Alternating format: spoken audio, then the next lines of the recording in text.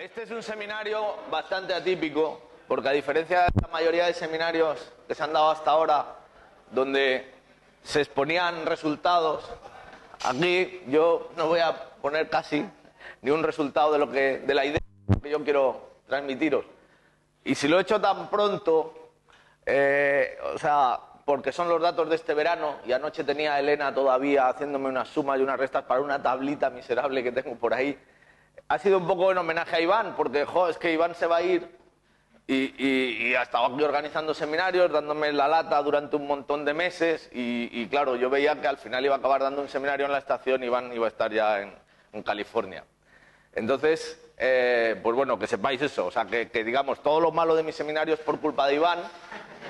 Y luego también que yo creo que aquí hay gente que tiene que decir algunas cosas también al respecto, ¿no? Yo lo que quería decir es, como director de la estación, felicitar a Iván porque ha sido capaz de algo que en esta casa parece imposible, que nos reuniéramos todos para invitar a un compañero. Entonces, la casa y la televisión, yo creo que la mayoría de la gente se quiere regalar esto y pedirte disculpas porque falta el poco uso de una dedicatoria, ¿vale?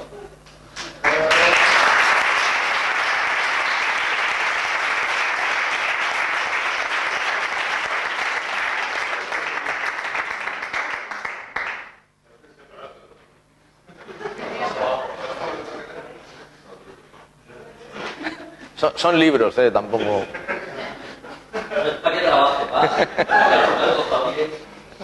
Es, digamos, en el fondo también surgió a raíz de que José Antonio Donázar un momento me dijo que, bueno, se quería hacer un libro mañana y me decía de hacer pues la parte de hormigas. Y bueno, yo le dije que sí, grave error por mi parte, y me he tenido que pasar este verano pasado pues muestreando hormigas en Doñana porque digamos que los datos de los que yo disponía no los tenía todo lo accesibles que quería. Y la cuestión es que, claro, ya puestos a eso, pues me he jugado un poco a contestar unas preguntas que yo me había ido planteando a lo largo de toda mi carrera científica sobre la estructura, la organización de las comunidades de hormigas mediterráneas. Entonces, Doñana me ha servido un poco de laboratorio porque en Doñana tenemos, pues, como todos sabéis, un montón de hábitats diferentes.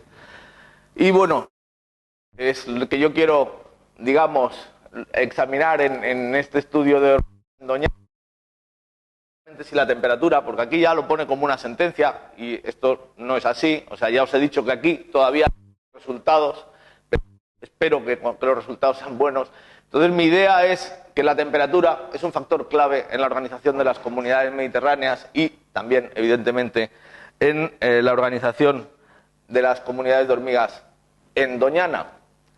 Bueno, esto es una cita de un poeta griego. Muchísimas cataglifis, que son las hormigas de la siesta, que llaman ellos. Evidentemente, pues hay unas ciertas horas en las que lo único que puedes encontrar son hormigas y lagartijas en el campo, y eso creo que lo sabéis todos. Pero no es lo mismo, el sol no quema igual de inmenso, digamos, sobre la duna, que sobre el pinar de los corrales, ¿no? Entonces, evidentemente, o sea, todo este mosaico de diferencias de temperatura da mucho juego, sobre todo teniendo en cuenta que las hormigas son unos animales totalmente ectotermos, es decir, que dependen tanto para activarse como el límite superior de la temperatura. En Doñana, y eso sí que creo que lo habéis oído, estaréis, Cataglifis florícola, una especie endémica del Parque Nacional de Doñana, que además tiene la originalidad que se descubrió en Doñana y que además tiene de los peces del jaguarzo, y que es una hormiga muy termófila, que sale cuando hace muchísimo calor. Eso, digamos, la tenemos en uno de los extremos de lo que son las hormigas de Doñana, pero evidentemente esta hormiga no es. Entonces, muy a menudo tiene algunos problemas con la hormiga argentina, que es justo el otro extremo. No tengo ninguna diapositiva buena, lo siento, es muy pequeña y entonces es muy latosa porque además nunca se cuando hace calor, con lo cual siempre hay poca luz para hacerle las fotos. Pero en ocasiones la encontramos que sí que coincide con Cataglifis florícola, está aquí. Vemos cómo a la florícola. Entonces, bueno, entre estas dos especies, digamos, cada una con unas características muy diferentes, luego tenemos otro montón de especies, evidentemente, de hormigas. Estas dos especies como ejemplo, porque creo que son bastante, digamos, características de dos situaciones que nos encontramos en Doñana. Entonces, la Cataglyphis florícola es una especie que tiene unas obreras de gran tamaño, se alimenta de pétalos pero también de insectos. La argentina es mucho más pequeña, se alimenta de melaza de pulgones o de cualquier otro tipo de homópteros y también de cadáveres de insectos. La Cataglyphis florícola busca la comida, el alimento de manera individual. La argentina tiene unos sistemas de reclutamiento en masa, pistas inmensas, todos los habéis visto en el palacio. La florícola tiene una sola reina en cada hormiguero. La argentina tiene cientos de reinas, se reproduce de una manera alucinante. La colonia de florícola es monocálica, quiere decir, vive en un solo agujero, en un solo hormiguero, mientras que la de Argentina se extiende policálica, es decir, se extiende por muchísimos hormigueros que están conectados entre sí pistas. Luego, son dos extremos en cuanto a las temperaturas. Las temperaturas máximas críticas son aquellas temperaturas a las que una hormiga no es capaz de soportar más de 10 minutos. Es decir, si pasan 10 minutos acaba muriendo. En el caso de florícola, las temperaturas críticas son 50. En el de Argentina, en la hormiga argentina son 40. Pero no interesa tanto este límite crítico fisiológico como la temperatura de actividad máxima. ¿Cuál es la temperatura óptima para cada especie? En el caso de la Cataglyphis florícola, la temperatura óptima son 44 grados. En el caso de la hormiga argentina son 20 grados. Todo eso nos lleva a pensar que realmente van a estar, por suerte para la florícola, bastante separadas temporalmente. Y así sucede normalmente. A las horas del día podemos tener en Doñana, esto es en julio del 99, un caso y otro de julio del día 15 y del día 13. En realidad la diapositiva tendría que estar al revés, pero lo he puesto así porque esta es una curva de actividad típica de Cataglyphis florícola. Entonces el máximo de actividad lo tiene a mediodía, coincidiendo con unas temperaturas que rondan eso, 44, 45 grados. Y en cambio, ¿qué pasa? Cuando un día no es del todo bueno, cuando las temperaturas a mediodía, cerca de la 1 de la tarde, no superan casi apenas los 30 grados, pues entonces sí que coincide. Para empezar, florícola tiene muy poca actividad. Vemos aquí que a la 1 de la tarde todavía hay apenas muy pocas obreras fuera del hormiguero, pero entonces sí que hay coincidencia con la hormiga argentina y entonces sí que hay ataques. Es decir, que ahí sí que hay una coincidencia. Y esto es un problema. En el fondo es un problema de conservación, pero bueno, ya hablaremos de eso otro día. Yo hoy lo que os voy a contar es más que nada, digamos, esta visión que de una manera rápida he tenido yo este verano de las hormigas de Doñana. He mostrado en un montón de sitios para que os hagáis una idea. He hecho en total 20 transectos con cebos y 49 transectos, donde ponía en cada transecto 30 trampas de caída, 30 trampas pinfar. Entonces, bueno, estos son los tipos de las zonas de muestreo, los tipos de hábitats que yo he muestreado.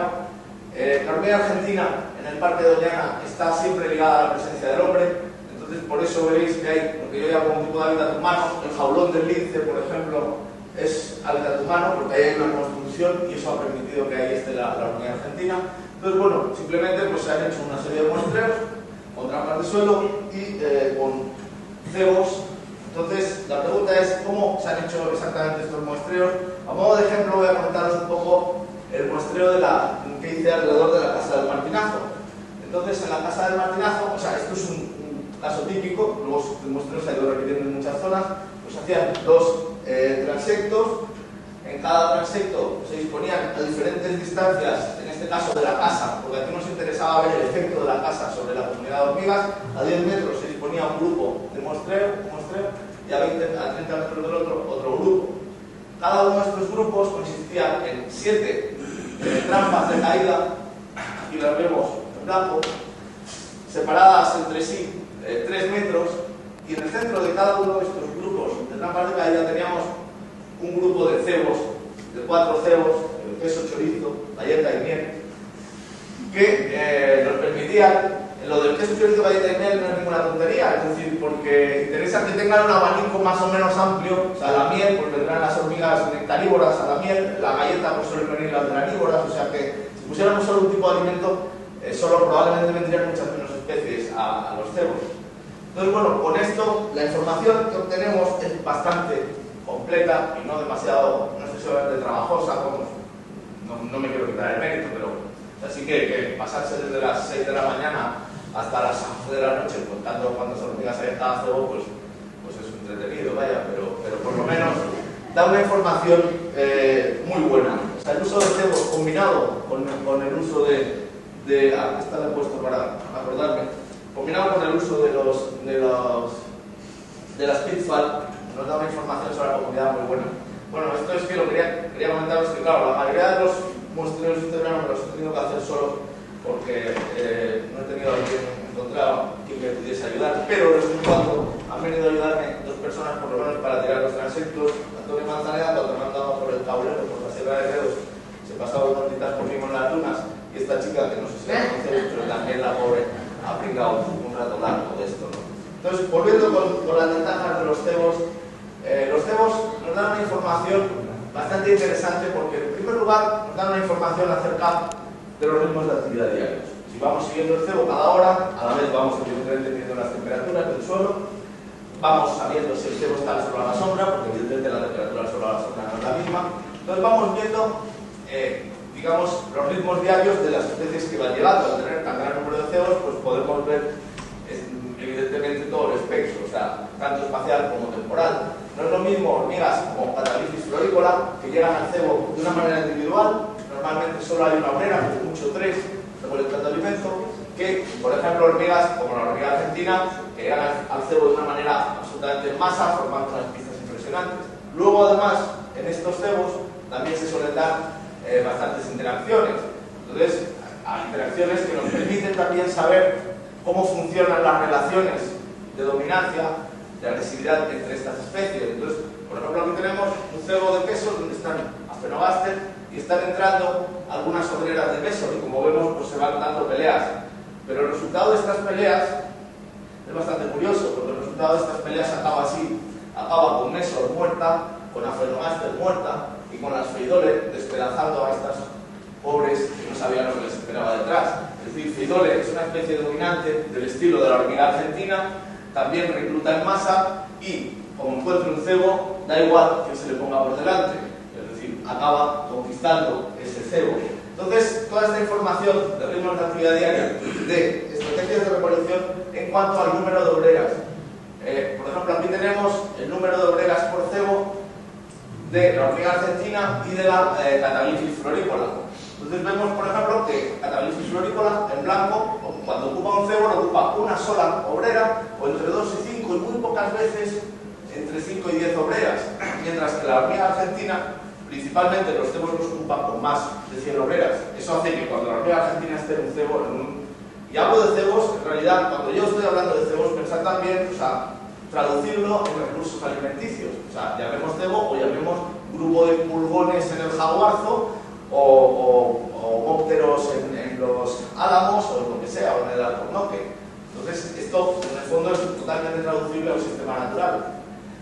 Y de hecho tenemos un trabajo por ahí con Antonio Manzaneda, que dentro de un par de años lo estaremos publicando, sobre, digamos, todas las ventajas y todas las diferencias que hay entre los cebos, porque una de las cosas que se decía era que alteraban los ritmos de actividad de las hormigas, pero hemos visto que no, que realmente no los alteran, o sea, simplemente los mantienen y lo que hacen es que sean más eficaces. Evidentemente, si tienen una fuente de alimento totalmente a su abasto y disponible durante todo el día, pues son mucho más eficaces, pero no. Entonces, esto nos permite también conocer un poco cuáles son las estrategias que desarrollan cada una de estas hormigas. Luego, lo que he dicho de combinar, aquí tenemos la combinación de los dos tipos de métodos. La B es de cebo, bait en inglés, perdón por eso, pero es que las gráficas estaban como estaban, y las trampas de suelo.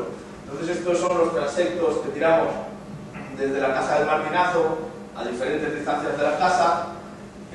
Vemos cómo en realidad no hay unas diferencias excesivas entre los cebos y las trampas de caída.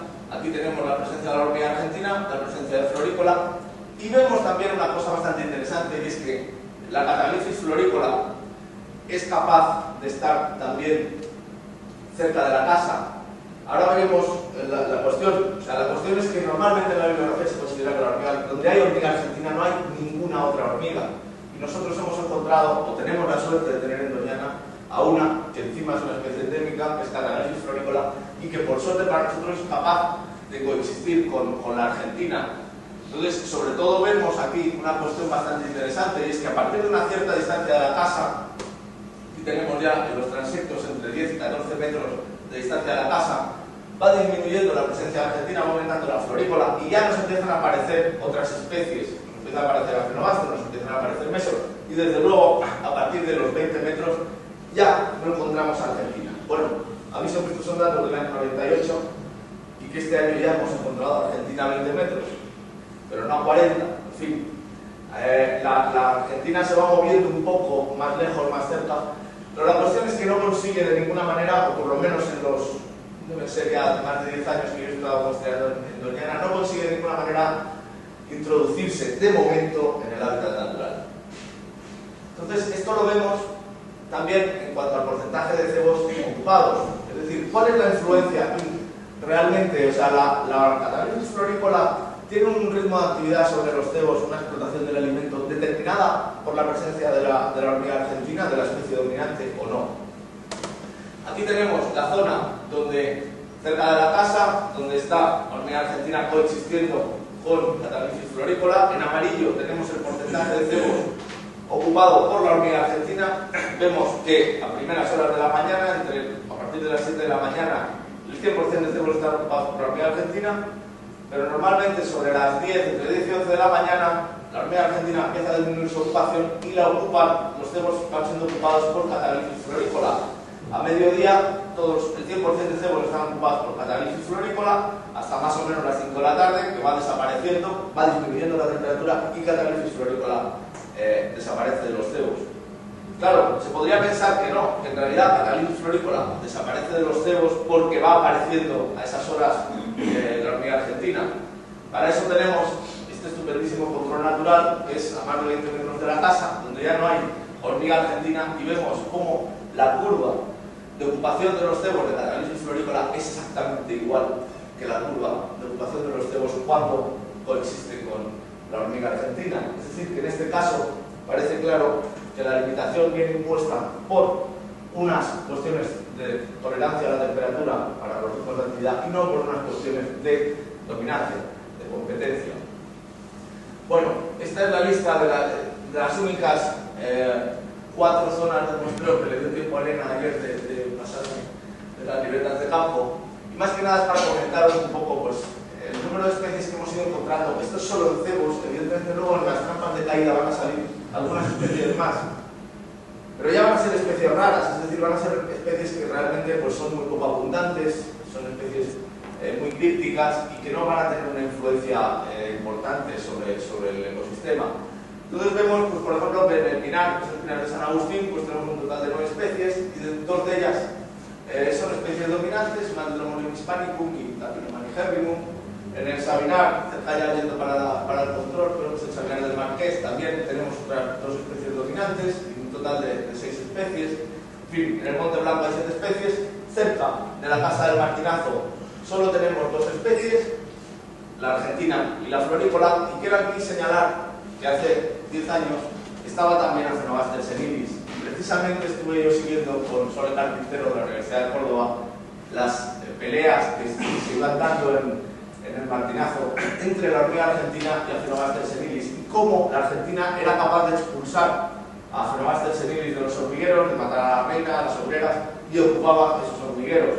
Ahora ya no hay Aphenogaster senilis cerca de la Casa del Martinazo. Entonces, pero lo que también me interesa destacar es la línea esta de Catalipsis florícola. Catalipsis florícola está en prácticamente todos los hábitats que hemos ido muestreando, vamos, no todos, evidentemente, en los hábitats estos de esta tabla hemos muestreado. Es decir que, además de ser una especie de doñana, es una especie muy frecuente en Doñana, por suerte para nosotros, y que la tenemos en todo tipo de hábitats, pinar, sabinar, en el Monte Blanco o incluso coexistiendo con la hormiga argentina. Estoy hablando mucho de especies dominantes y de especies subordinadas, pero bueno, ¿qué es esto exactamente? Se considera una especie dominante normalmente cuando, digamos, su efecto sobre el ecosistema es mayor de lo que sería esperable en cuanto a su abundancia, en lo que se refiere a su abundancia. Es decir, si es capaz de explotar los recursos de una manera mucho más eficaz de lo que sería de esperar por el porcentaje de abundancia que tienen relativamente. Lo que pasa es que normalmente esa dominancia ecológica va ligada a una dominancia comportamental, es decir, ocupa muchos más recursos de alimento porque es muy agresiva, es capaz de atacar a las demás y de desplazarlas. Entonces suele ser la que empieza los ataques o la que simplemente por estar allí ya nadie se atreve a acercarse, ¿no? Entonces esas suelen ser las dominantes que son ecológicamente dominantes y comportamentalmente dominantes. Lo que nos ocurre, mi hipótesis es que en realidad este concepto está muy bien para estas comunidades clásicas, donde hay unas jerarquías dominantes muy bien establecidas, pero en Doñana, ¿por qué no podríamos pensar que Catalipsis florícola es dominante? Catalipsis florícola es muy abundante y Catalipsis florícola, como hemos visto, ocupa los cebos de una manera muy eficaz, mucho más de lo que sería esperable a partir de su abundancia. No por una dominancia comportamental, no, todo lo contrario, es la especie más cagada que hay, o sea, cuando se le acerca cualquier otra hormiga echa a correr, pero totalmente, o sea, le da igual incluso que sea una de sus propios hormigueros. La mayoría de las veces cualquier encuentro de una Catalipsis con otra es, las dos echan a correr cada una por un lado. O sea, no tiene la más mínima agresividad, pero ¿qué ocurre? Que esa resistencia a la temperatura la convierte en una dominante a ciertas horas del día.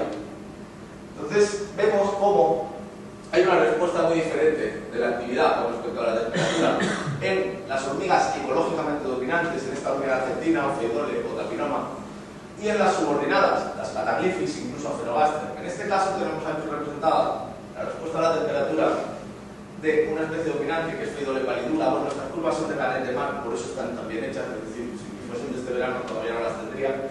Entonces las he tomado porque en el fondo prácticamente son iguales que las que salen en Doñana. Pero lo que sí que vemos aquí es como esta especie dominante, su máxima actividad tiene lugar entre 20 y 30 grados. Es decir, el 100% de su actividad, la actividad máxima, la tiene en este rango de temperaturas. Entre 20 y 30 grados de temperatura. ¿Qué es esto del riesgo? Pues esto del riesgo es precisamente la actividad que tiene lugar cerca de las temperaturas críticas, de esas temperaturas críticas de las que hablamos antes. Es decir, de esas temperaturas que una hormiga es incapaz de resistir más de 10 minutos porque se muere. En el caso de los dominantes, hay muy poco riesgo. Solo tienen este rinconcito de aquí, de actividad con riesgo. En el caso de las subordinadas, de las Cataglyphis, vemos que su máxima actividad, sus picos de máxima actividad, están, como hemos dicho, a partir de 45 grados, pero que además prácticamente toda, un 50% de su actividad y desde luego su máximo coincide ya con temperaturas de riesgo. Se la están jugando. Lo que ocurre es que normalmente no están más de 10 minutos al sol. O sea, entonces, a pesar de que están en unas temperaturas críticas, lo que hacen es jugar con el uso de refugio. Es decir, se suben a una ramita, se buscan un rinconcito con sombra, descansan, se refrigeran y siguen corriendo. Entonces, eso además les da una ventaja que de otra manera no tendrían. La eficacia de recolección de alimentos, es decir, el porcentaje de obreras que vuelven al nido cargando una presa con respecto a la temperatura. En el caso de las dominantes, su eficacia es enorme en estas temperaturas bajas, entre 20 y 30 grados. Más allá de 30 grados, la eficacia de recolección de estas dominantes empieza a disminuir. En cambio, las subordinadas tienen una eficacia de recolección menor, como se ve aquí, pero está claro que cuanto más alta es la temperatura, mayor es su eficacia de recolección, y que precisamente en el momento por encima de esos 44 grados es cuando son más eficaces que las especies dominantes. Es decir, que ese juego, ese jugársela con la temperatura, con esas temperaturas de estrés, le reporta un beneficio bastante claro. Después de haber estudiado en una publicación bastante reciente con Javier Retana, analizamos 17 comunidades repartidas, como siempre, desigualmente por la geografía española. Digo como siempre porque lo hacemos todos, me parece. Es decir, que pues mientras vivíamos en Barcelona, pues trabajábamos por aquí cerca. Luego vine a vivir a Sevilla y he trabajado en la Sierra Sur, he trabajado en Cazorla, pero todavía no hay datos. Y finalmente en Doñana, que eso va a ser el gordo, pero todavía en este trabajo de las 17 comunidades sí que estaba incluido Doñana, pero solo la zona del Martinazo.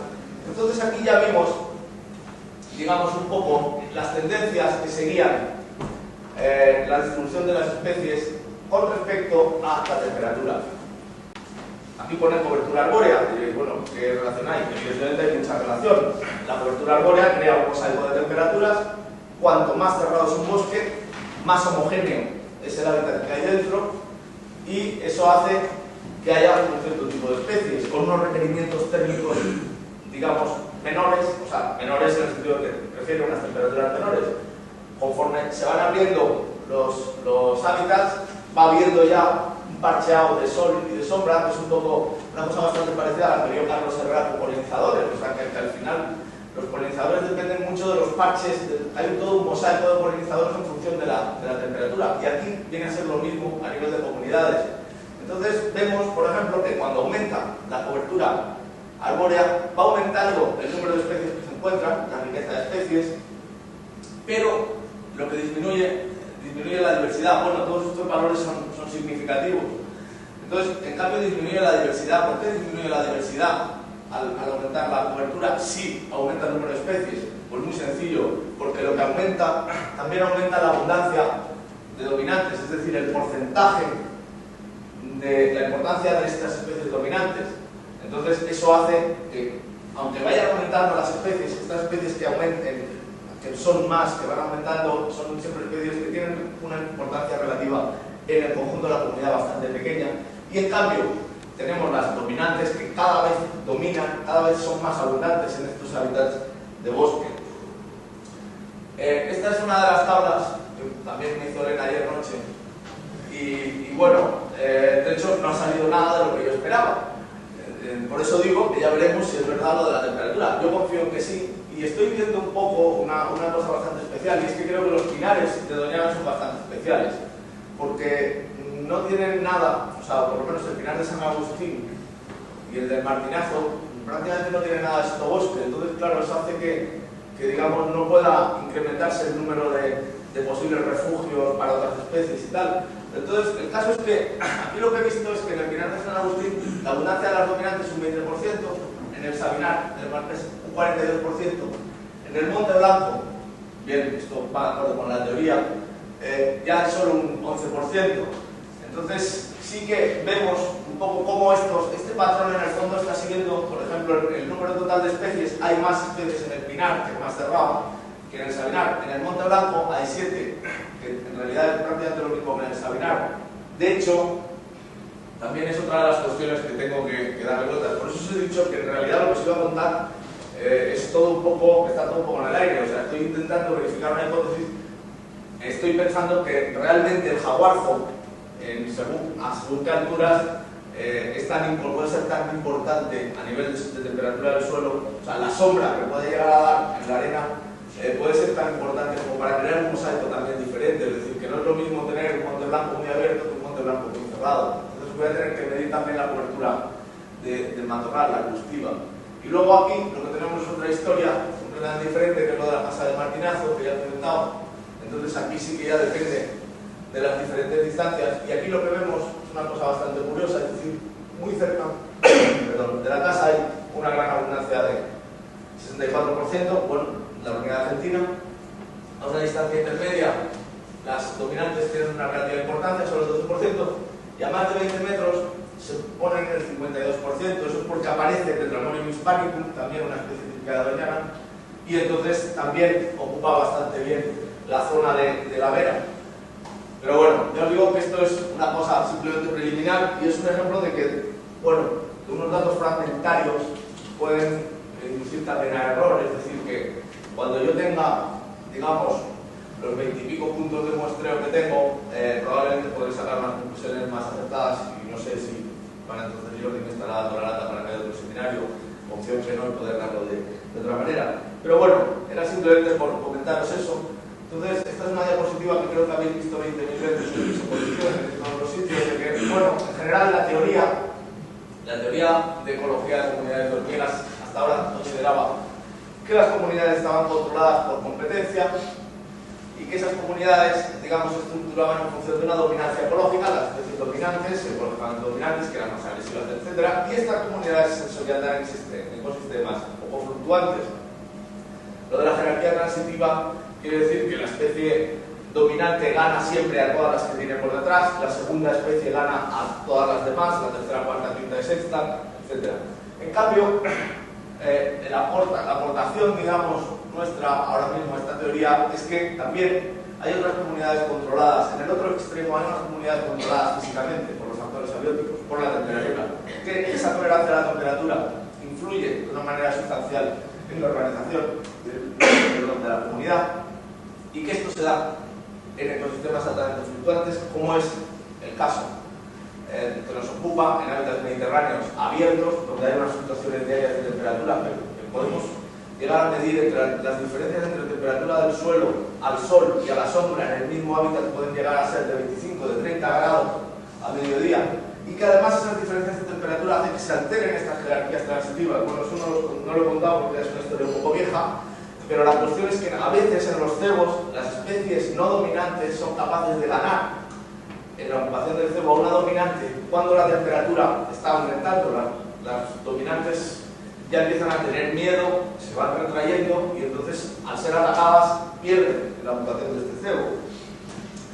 Entonces, bueno, la cuestión que nos ocupa es que yo creo que, como dicen Toda y Kimura, estos son unos trabajos sobre comunidades, organización de comunidades de drosófilas micófagas, y que en el fondo vienen a decir más o menos, yo creo, lo mismo que estamos persiguiendo todos, o sea, que siempre hay varios mecanismos que actúan juntos para que coexistan todas las especies, y en este caso ellos hablan de una escala espaciotemporal con varios mecanismos y que proveen muchos tipos de refugios. Aquí el refugio podía ser una temperatura alta. El refugio para ciertas especies es que hay unas temperaturas tan altas que, digamos, las otras no puedan salir y ellas sí. Entonces, pues bueno, mi idea más o menos sería esto. Tendríamos unas comunidades controladas por la competencia, normalmente en hábitats bastante cerrados, donde la influencia del sol es relativamente escasa, las variaciones de temperatura en el suelo se hacen notar relativamente poco. Luego habría una serie de hábitats intermedios hasta llegar ya a zonas muy abiertas.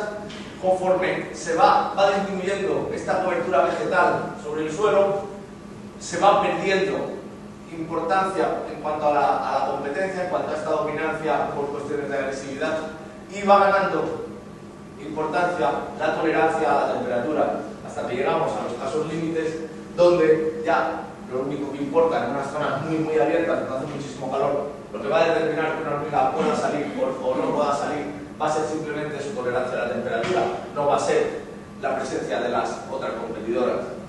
Entonces, bueno, ya os digo que esto es la idea que tengo y que quiero desarrollar sobre, digamos, todos los datos que me he estado tomando este verano en Doñana. Y bueno, pues eso también, me encontré este chiste y pensé que la verdad era que era bastante aplicable, porque las especies dominantes siempre buscan el alimento formando pistas, recogen el alimento formando pistas. Entonces eso hace que un pisotón las mate a todas. Pensad en una cataglifis que busca el alimento sola, es muchísimo más difícil de pisar. No hay manera de pillarla, vamos, o sea, porque corre muchísimo y además la probabilidad de pisarla es mucho menor, o sea, al estar todas dispersas por el área. Entonces, realmente, a veces las ventajas de las subordinadas con respecto a los pisotones son importantes, y a veces el calor también, como bien sabéis todos, creo, chafa tanto como un buen pisotón. Bueno, pues eso es todo.